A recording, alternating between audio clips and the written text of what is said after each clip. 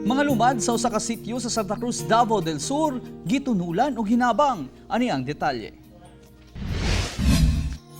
Nakadawat man og grasyon gikan sa munisipyo ug barangay.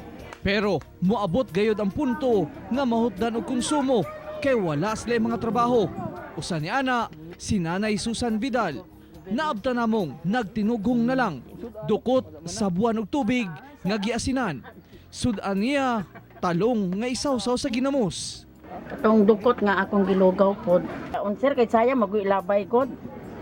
Mo nang dukot. Oo, Ya dukot. pag human butangan og Asen. O non. sa Sitio Dalama, Santa Cruz, kadaghanan mga bagobo tagabawa, diin ang pangita, mga sumkitiro ug mamuntunay og lubi. Tungod man gud sa COVID, mo ning ingunani ang resulta.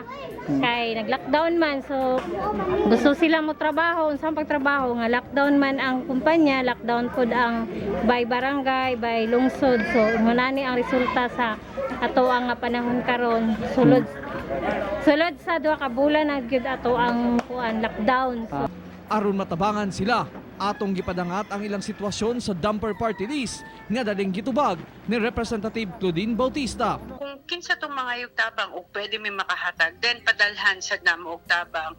Dakong kalipay ang gibati sa mga lumad tungod akong tabang na kuno kini kanila panahon sa COVID-19 crisis. Padayon lang ta og pagampo kay kaning sakita ni wala biya ni cure as of the moment. Wa pud ta kabalo kung kanus ani mahuman. Ang Ginoo ra joy nakabalo sa tanan ani kung kanus ani mahuman ug kanus ani masulbad. Ako, si Real Soroche para sa One Mindanao.